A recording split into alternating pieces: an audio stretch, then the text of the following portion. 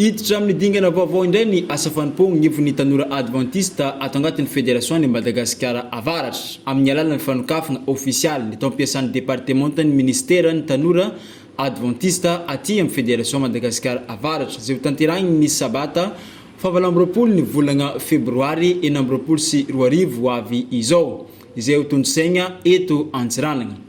ka ny tanora tagnatin'ny distrikany Antsiranana mitambatra no andray ity lanonana fanokafana ofisialy ny tao ampiasan'ny départementa ity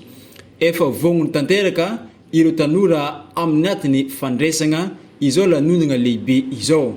araka ny fampafantarana avokan'ny départementan'ny tanora adventista ato agnatin'ny fédération Madagasikara avaratra dia ireo staff coordinateur régional ny chef de grande zone avy amin'ny faritra Diana sy Sava no tonga ny mevoninahitra ity fotoagna lehibe tsy manampaharoa eo agnivon'ny sample tanora adventista aty amin'ny fédération ny Madagasikara avaratra ity fivoriambe fanokafana tao ampiasan'ny départementa ity dia hagnamarika ny fanomboagna amin'ny fomba ofisialy ny tao ampiasan'ny ministeran'ny tanora adventista aty amin'ny FMN ho an'ny taogno enambroapolo sy roarivo amin'io ihany koa no ampahafantarigny ampahibe maso ireo tompon'andraikitra rehetra andrindra ny fatra ary an'olotsaigny ny départementa